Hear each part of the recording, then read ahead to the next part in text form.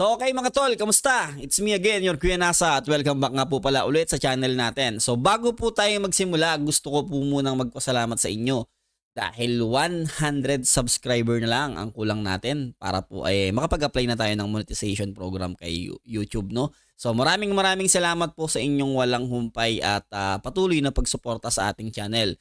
So maraming salamat po, no? So, ngayon po gusto kong humingi ng pasensya sa inyo dahil halos 3 araw akong hindi nakapag-update sa inyo kasi medyo nga nalunod tayo sa ating kabilang pamilya, kumbaga saan sa bago nating natuklasan kung saan tayo pwedeng kumita.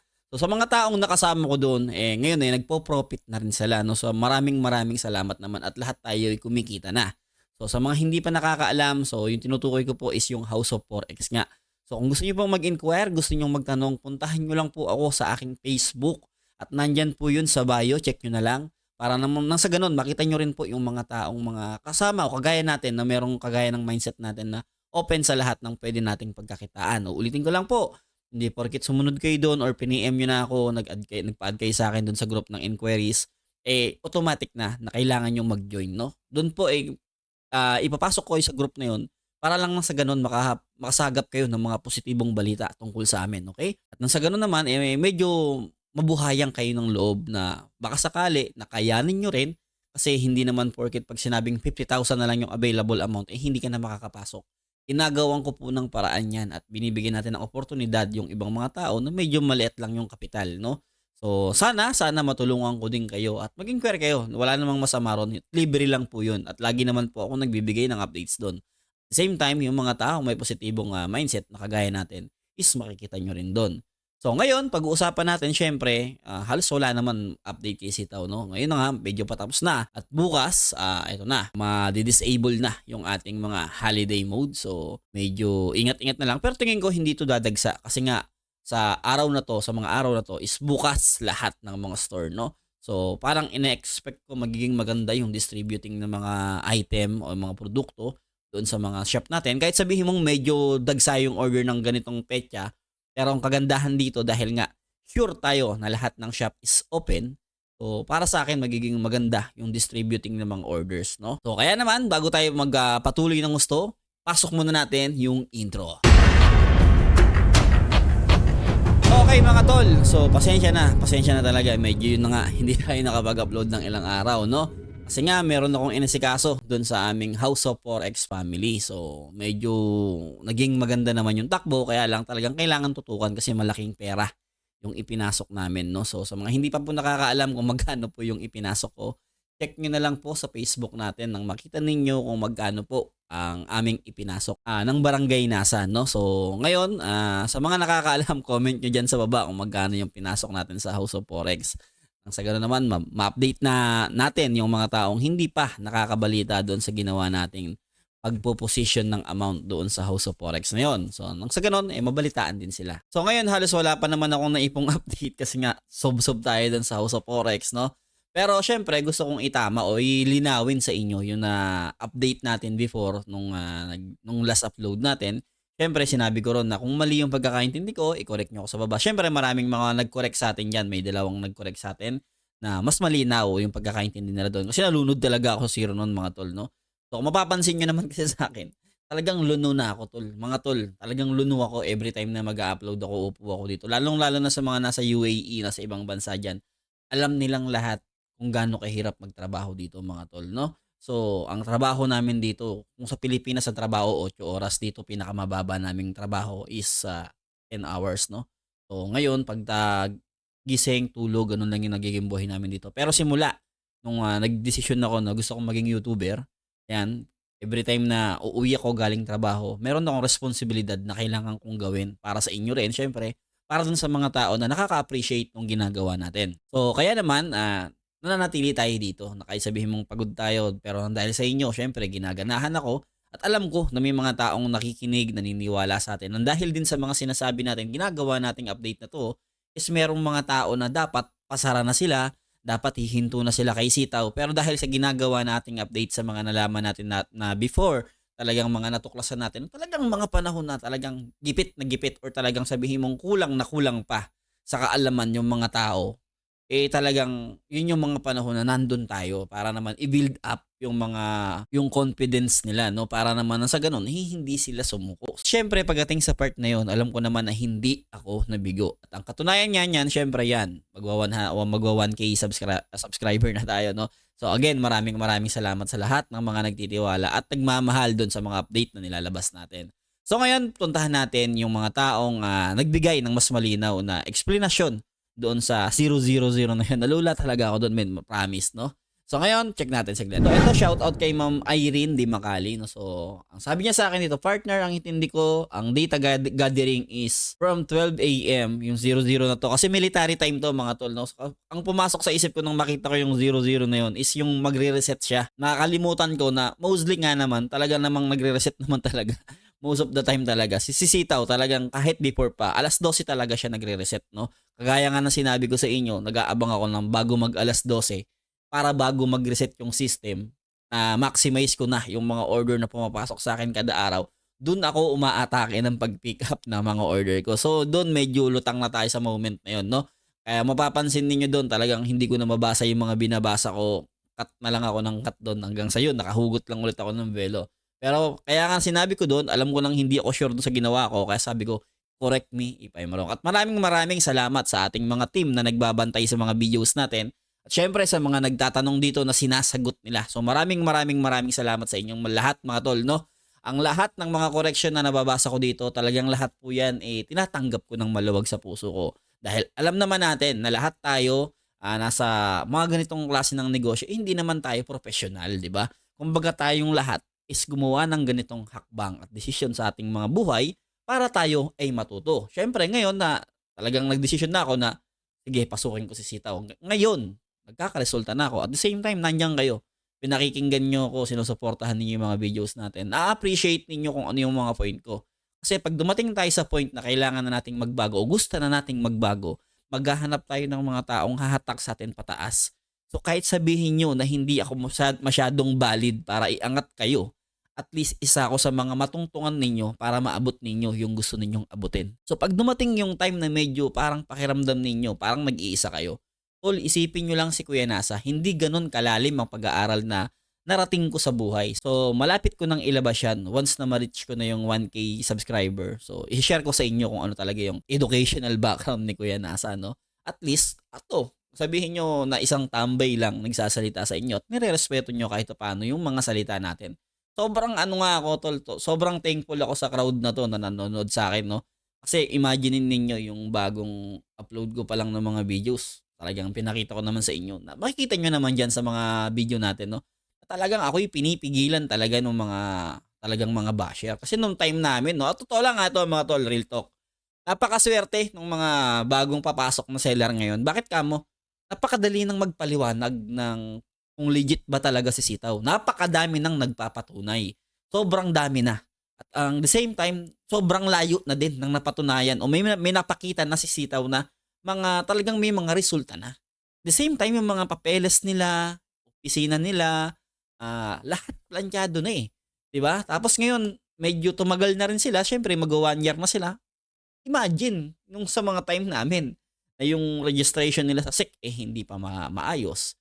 'Di ba? Kumbaga naayos na lang nila 'yan later on nung talagang nakita nila na may chance tayo mag-click. Kumbaga parang sa kanila tinry lang nila kung pwedeng boom yung sistemang ginawa nila bago nila hinilot ng inayos. So ngayon masasabi ko na talagang sobrang sa lahat ng update ng mga araw na dumarating sa platform ni Sitaw, lahat talaga paangat, no? So kung meron pa ring mga tao talaga na tumitigil or nagku-quit, siguro yun yung time na kino-compare nila yung kinikita nila doon sa mga taong kumikita ng malaki. Kagaya nga ng sinabi ko sa inyo, huwag kayong mag-compare, huwag niyong tignan yung kinikita nila. 'Di ba? Nagbigay na ako ng magandang example dito. Kung ikaw ang nag-apply ka sa isang magandang o mataas na kilalang kumpanya, tapos yung in-applyan mo syempre yung fit lang doon sa kakayahan mo. Tapos ang gusto mo, nag-apply ka bilang isang bellboy, sabihin natin nag-apply ka sa isang hotel, pero ang gusto mong sahod is yung sahod ng CEO or ng manager. Hindi naman pwede yun, di ba? Dahil syempre, kailangan mong paghirapan o kailangan mong i-masterize yung mga ginawa nilang pag-aaral o yung mga degree na meron sila para rin maging kasing pantay mo yung kinikita nila. So ikaw kung bellboy ka, gusto mong umangat dun sa manager, posible yun. Depende yun sa hard work na gagawin mo, no? Sa determinasyon mo. So kaya dito, kung ngayon nasa baba ka, ay sitaw, medyo maliit yung kinikita mo ngayon, nag-uumpisa ka pa lang eh. 'Di ba? Kami ba kumita kami kagad ng malaki? Nagkaroon ba na kami kagad ng ganyan, sabihin yung 100K na sa wallet namin or yung mga pinaiikot namin kay sitaw is puro kita na lang? Hindi naman eh, lahat kami naglabas din ng pera. Nagsimula rin kami sa maliit, nagsimula rin kami sa wala pang kita. Kaya lang naging consistent kami. So kaya sinasabi ko lagi sa inyo mga tol, huwag yung titignan yung mga dito, yung kinikita ng iba. Huwag kayong magmadali. Kumbaga, i-enjoy niyo lang yung process. Kung nasan kayo ngayon, kung ano yung kinikita ninyo, makontento kayo. Tapos habang nandiyan kayo sa baba, aralin niyo ng husto. Kasi yun yung magiging sandata ninyo packet eh. 'Di ba? Kaya huwag kayong may inggit dun sa mga kumikita na ng malaki. Basta enjoy mo lang kung nasan ka ngayon. Magpakadalubhasa ka dyan habang umaakyat ka. Makikita mo, magkakaroon ka ng resulta. Baka nga mas malaki pa yung kitain mo sa akin eh. Kasi marami naman talaga dyan. Mas malaki talaga yung kinikita sa akin, no? So ngayon, ako lang talagang feeling blessed lang ako kasi dati naman hindi ako kumikita ng ganyan eh, di ba? So okay, so tuloy tayo. Shoutout kay Ma'am Irene Di Macali. So ang sabi niya dito, partner, ang pagkakaintindi ko, data gathering is from 12 AM. Yung 00 nga na to, yan yung lumula sa atin. No? Ng first to 12 AM ng 16th, then 2 PM ng 16th, magre-reflect ang deduction sa wallet balance. So, ibig sabihin niya dito, so after ng 14 hours, if I recall it correctly, no? Kasi parang alam ko 14 hours yun. Parang 14 hours nga yun. Sa loob ng 14 hours na yun, nag-i-implement si sitaw ng mga deduction doon sa mga seller, no? Doon sa loob ng 14 hours na yun, kine-check niya na yung system natin, yung mga seller.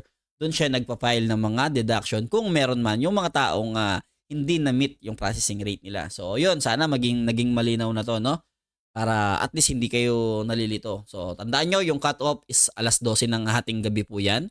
Then, pagkatapos po nun, tutungtong ng alas 2 yan. Pagdating ng alas 2, 14 hours po yan. Kung tama po yung pagkakaalala ko. Kasi parang naalala ko may 14 hours ako nakita doon. No? So, military time po kasi to, no? So, pag nag-12 midnight po yan, 00 po yan. So, 1, 2, tapos pag-ikot po nun, bumalik sa alas 2, magiging 14 po ulit yon. So, yun.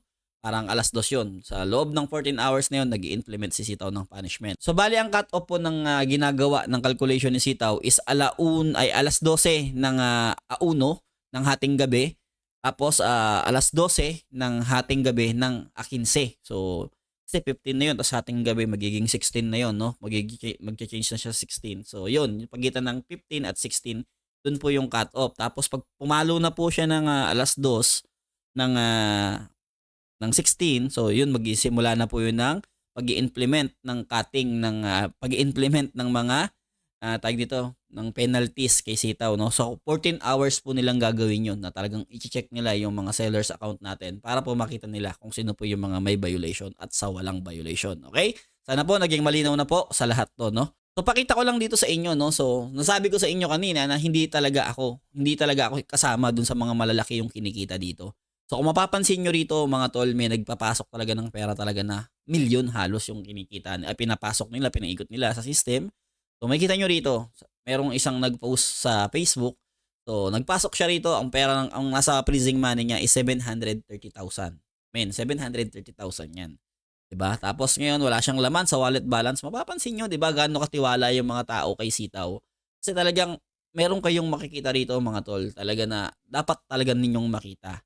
No, kailangan niyo ng open yung mga isipan ninyo kasi nandiyan lang naman kasi talaga yung yung sagot, no? Huwag kayong magbulag-bulagan, tol. Ang dami na nagpapatunay. Hindi na isipin niyo lahat 'yan bayad, pati ako bayad. Eh hindi nga ako kilala ni Sitaw eh, di ba? Sino ba naman tayo para kay Sitaw? Kung babayaran ako ni Sitaw, sana nagbayad na lang siya ng mas malalaking tao. Ano ba naman 'yun, di ba? So basta ako, masaya ako, sinare ko kung ano yung nakikita ko, nararanasan ko kay Sitaw, sinashare ko sa inyo. So nasa inyo na 'yon kung tatanggapin niyo o hindi, okay? Kung isipin nyo, dapat ako kasabwat. Kasi may nag-comment sa akin noon dati. Sa mga video nga na in-upload ko, no? So, yun. Kaya parang sinashare ko sa inyo. Para at least parangkahan lang tayo, di ba? So, ngayon, ayun nga, mapapansin ninyo, wala tayong masyadong update ngayon. Kasi nga, gusto ko sana kayong bigyan ng bagong tips. Kaya lang, hindi ko pa siya masyadong napaplantya kasi nga, medyo lunod tayo, no? So, tawag dito, kung ako naman yung tatanungin nyo, pag nagsimula yung susunod na buwan, gusto ko sanang itry yung umakit ako ng 10%. Kaya lang parang medyo hindi ko pa siya kaya sa nakikita ko ngayon, no? Kasi nga medyo maliit pa yung kapital ko pag umakit ako ng 10%. Kaya medyo baka ma-punishment lang tayo dun, no? So, siguro, baka mag-stay lang tayo ng 8% kasi parang hindi masyadong ramdam eh, 'di ba? Pero parang challenge din 'yon para sa akin. So baka mag-try tayo ng 8%. So kasi yung nakita niyo naman yung 7% under control naman, naging effective naman yung strategy natin, no?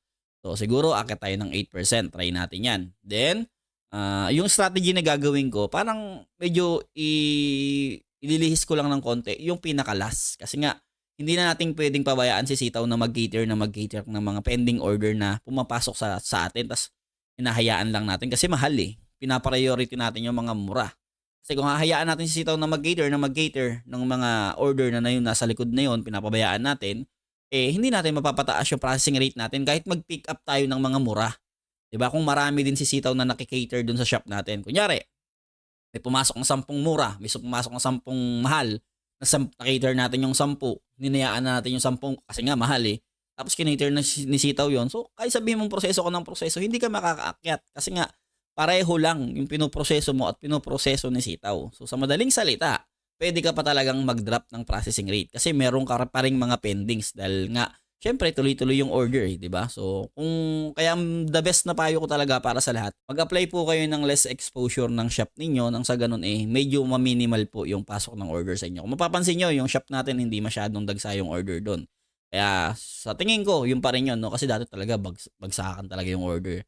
Pero siguro dahil dumadami na rin yung seller ngayon, kaya medyo dumami na, medyo lumuwag-luwag na yung ano natin. So uulitin ko, yung sa mga interesado sa House of Forex, no. So ngayong araw na to kanina, nag-payout na naman si coach kanina ng mga nasa 43 accounts yung nag-payout, mga payout kanina, no. 43 men.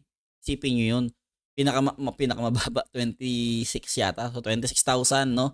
Kasi yung mga batch 7 pa yun, may 20k pa yun. So ngayon wala nang 20k. 50k na yung pinakamababa. So for more info, andyan nga yung ating messenger. PM nyo lang ako, then papaliwanag ko sa inyo. Or isasama ko kayo doon sa mga group na nag-i-inquire.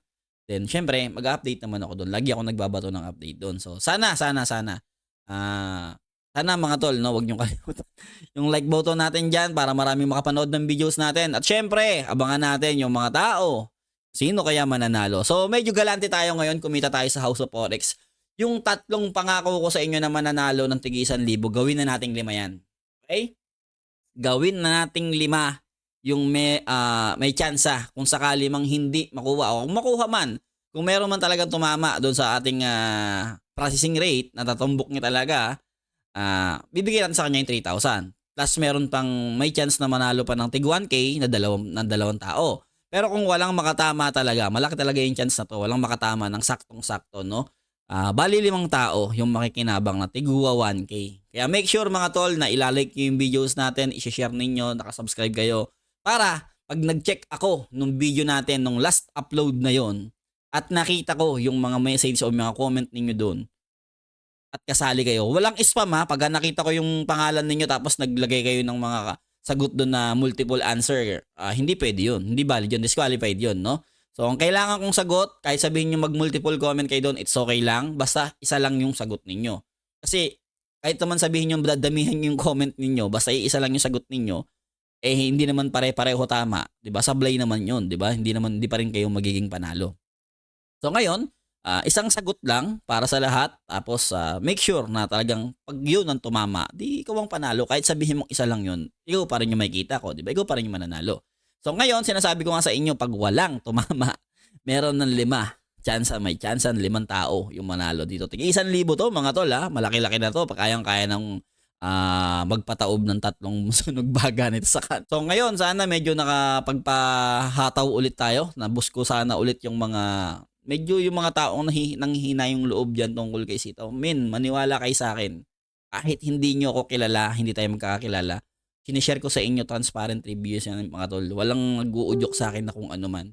Kung mapapansin ninyo, ako lang yung mga nagbibigay ng reviews kay Sitaw na hindi ako naglalagay ng referral code sa mga videos ko. So, yung mga tao na gumagamit ng videos ko diyan para mapatunayan o makatulong, ma-share nila dun sa mga affiliates nila. So, shoutout naman diyan mga tol, no? So, i-comment nyo naman ako dyan sa baba para naman sa ganun, malaman ng ibang tao na talagang nagagamit ninyo yung videos natin para rin i-guide ninyo yung inyong mga affiliate. At syempre, meron nga pala akong isa shoutout na tao, si Joseph Joshua Calderon. So, shoutout sa iyo, sir, at mag-grow ka hanggang gusto mo. Tuloy-tuloy mo lang yung suporta sa video natin, tol, at tuloy-tuloy mo lang din yung store mo kay Sitaw. Kung gusto mong mag-inquire tungkol kay House of Forex, andyan lang sa ating bio yung ating messenger, no? So maraming salamat mga tol sa konting oras na inilaan nyo ulit sa akin. Kita nyo naman ngayon, medyo mapungay na naman yung mata natin. Binugbog na naman tayo sa trabaho, no? At the same time, lagi pa akong nag-PPM or nakikisabay doon sa House of Forex family na talagang sobrang namang active, no? Uulitin ko, maraming salamat sa mga nakasama ko doon sa pinosisyon ko sa House of Forex. So good luck sa ating lahat mga tol at sana tuloy-tuloy na to, no? So, yun lang at maraming salamat at kita-kits ulit tayo sa susunod na update. Medyo gopi na ako, tulog na to, no, mga tol. So, see